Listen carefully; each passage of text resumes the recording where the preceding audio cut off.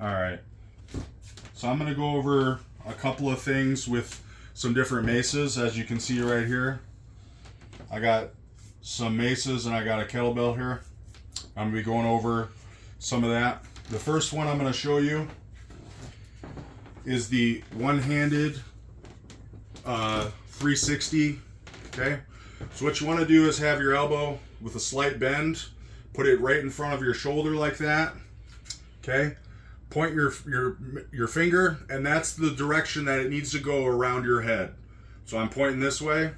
You need to bring it around and then bring it down. So when you're like this, okay, I'm putting it over my shoulder. You let it swing down, and then as you get to here, you pull forward. Okay? Pull forward. Pull forward. That is the one-handed 360. Now I'm going to show you the reverse one-handed 360. So this one needs to be lighter weight. That was 5 pounds right there. It's very light for me. But the reverse 360, you need to go very light. This is 2.5 pounds, which should be acceptable for you to start out with.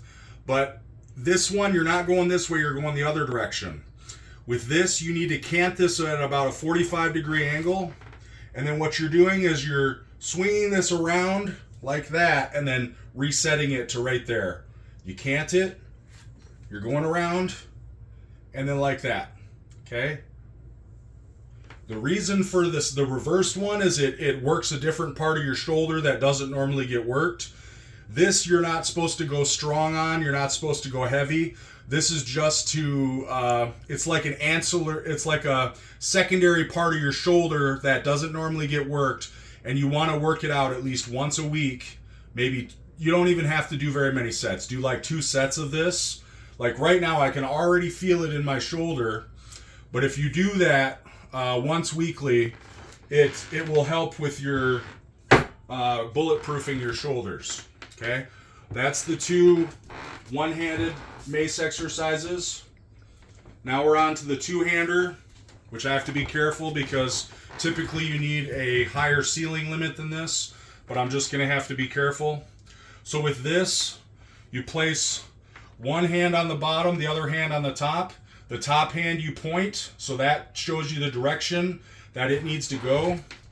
You want to make sure your feet, this is more, you have to make sure that your stability on your feet placement is better than the one-hander because you're going to be going heavier on this. So you want to make sure that your feet are slightly bent and probably about shoulder width, whatever feels good to you, but it needs to provide a lot of support because you're going to be, your abs and your whole core, your lower back is going to get a workout from this.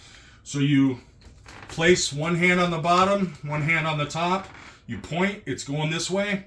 Now what you want to do is you want to dump this. You're letting it slide over, you're dumping it.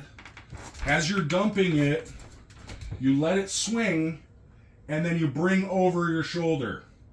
You dump it, bring over your shoulder. Now when you do that, you're going to dump it, bring it around, okay? What I do with this, because this is a two-hander, is I do, say I want to do 10 reps each arm. I do 10 reps this way because this hand is up here. Then after the 10 reps, I switch the hand placement. Now this hand is on top and I need to go that way. And I do 10 more. Okay? The purpose of the one-handers are for go light to moderate weight, except for on the reverse one. Make sure the reverse one's very light. This though, you want to go heavier because you want to get the strength, and it'll really work out your shoulders and your back. It also work this when you're using the two-hander at a heavier weight. It will train your core, your lower back, your obliques, and your front of your abs. And you only want to do this about once a week. And you want to be careful not to do more than 3 or 4 working sets with the two-hander.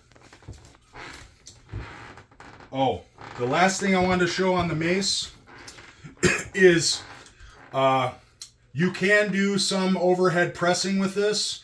You could either hold it with one hand and press up like this, or you could do two hands either on the bottom like this, going down from here and pressing up, or you could flip it like this if you so choose and do the same pressing.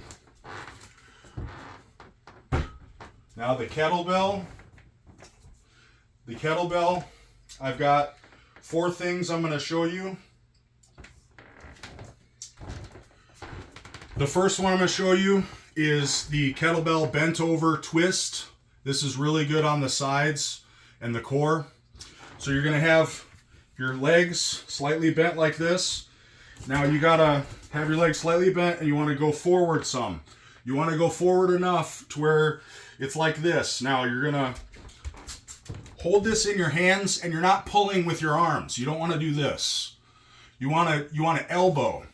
You go forward and like you're elbowing somebody. You want to elbow somebody behind you. Okay? That is for the sides, and it's really good on the core. Do it again on the side. The other side. There we go. Okay? So you're bent forward. You have it like this. Have it loosely in your hands. You're not working with your hands. You're just holding onto this, and you're kicking with your elbow. You're trying to elbow somebody behind you. Okay? That's really good. Something I would recommend doing at least once a week. This one is another ab exercise. It's the same basic thing. You're going to lean forward some. You put this down, and you're going to put it between your legs and lift up. And you can actually thrust with your butt.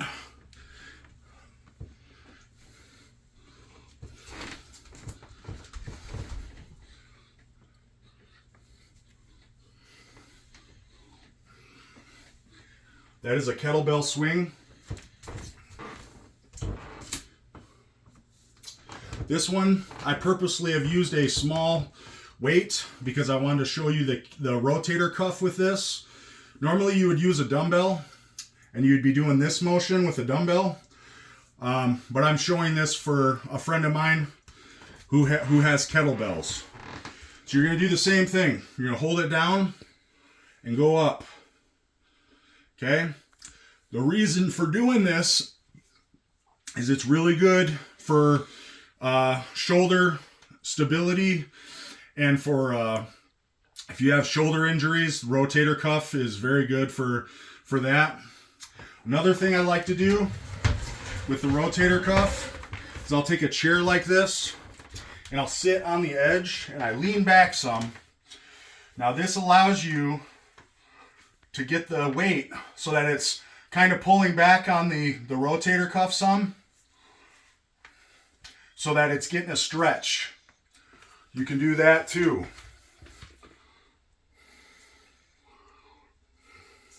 It's a little bit more awkward with the kettlebell because it's moving around rather than just in your hand like this, but you can still do that. And the last thing that I wanted to show with the kettlebell, which is, it's another pressing motion. You just put the kettlebell like this. You can either be seated or you can be standing. I'm going to do it in a seated position because I don't got enough ceiling room to do it standing. So you have it like this. Okay? And you're just pressing straight up. You're going down to what's comfortable on the side. You can just rest it right here on the shoulder and then press straight up. It's a kettlebell shoulder press. Okay? You might, you can either do it one-handed or two-handed. If you do it one-handed though, and you start going heavy on this, you will need some type of counterweight in this hand while you're pressing. Okay? And that's it.